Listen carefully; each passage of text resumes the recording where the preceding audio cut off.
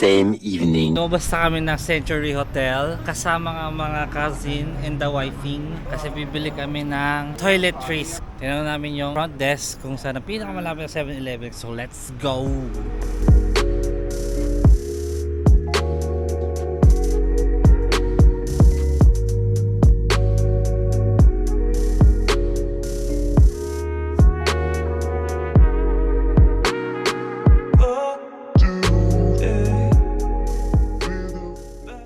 We're here in a 7-Eleven store. So itong kalerang to, puro pampa. Dito ako sa 7-Eleven. Titignan natin kung anong meron pa dito. Sorry sa buhok ko. Flat ng sombrero. So ito, sip. So cheese yan. Cheese. True coffee, Arabus. Mga Pringles. So ito, puro tsaa section. Let's try this. Ito yung sa Japan kamo eh. Dito water, energy water. Dito soft drinks. Mga soft drinks. Yung W meron. And dito yung favorite namin, CBD. Right. Coffee and energy drinks. Toya, cashew nuts. Merong mga dog food. May mga cat food. May detergent. Ano yan ako mo? Toothpaste? Biore. Wow, Biore. Honey coral. Sige, kung ano man yun, comment nyo. Comment nyo down below kung ano yun. Detol, oh. Detol. So, yun. So, after this, papahinga lang kami ulit ng ilang hours. Na naman. Pili muna natin itong mga to. So, yan. Mga natin i-plastic pa rin sila. Pero I think yung kanilang plastic ay biodegradable. So cute! How about you? Shoes, slippers, and ice cream and chips! How about you? Madami. Slippers and toiletries. For a family of 4. Wow. Okay, let's go! What street food we got here? Oh! Fresh squid! Ang laki ng hipon din. Hipon! Pusit. Grabe. Masos. So, ang oras ngayon guys 12:46 dito. So, mag-aalas 2 na. Baka gusto nyo matulog. Di ba, may mga bukas pa. Anong oras na guys? 12:47 pa lang. Grabe. So, balik na kami. Napakalapit ng 7-Eleven. 2 minutes nga. Hindi na rin kami kumain at mas pinili naming matulog dahil marami pa kaming activities na gagawin kinabukasan dito sa Bangkok, Thailand. Stop recording. Sayang kong memory! Shut down!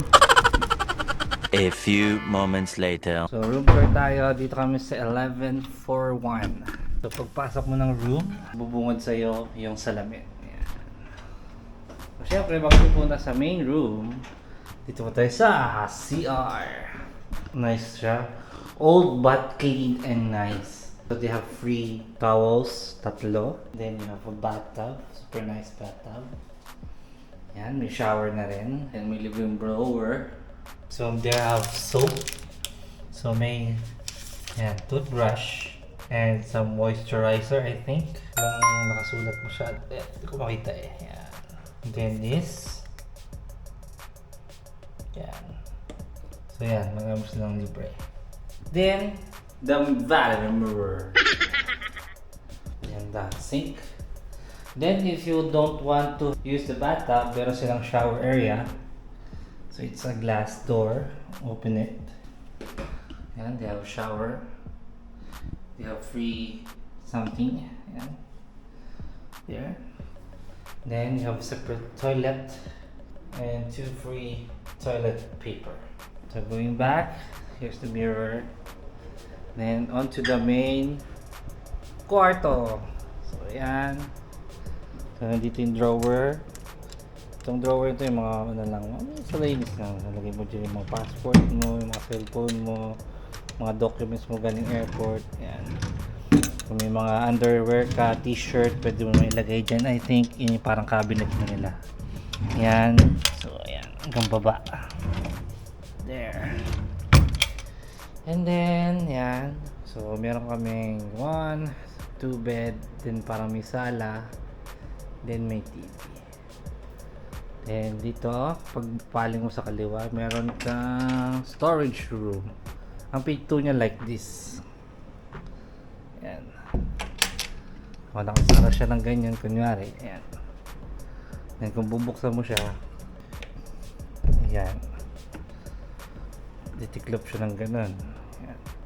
So dyan muna namin nilagay yung aming maleta. Then dito pwede ka maghang ng clothes. And then the safety box. So yung may mga extra maleta pa dyan, pwede mo ilagay. And meron sa taas. So ayan, yung parang storage room ng maleta. And then you have a nice bed. Clean, soft bed. Then may TV. Another mirror. Then telephone again. And meron din sa bedside na telephone. Yan. So yung aircon nila andun sa taas. There. Ayan. Then you have a little couch here. Then a little couch here. Then if you see outside, you can see the whole city view of Bangkok. That's our day 1 ng ating airport to hotel room.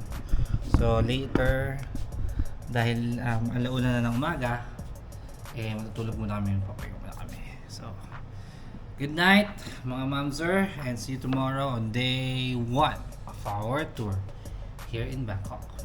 Peace.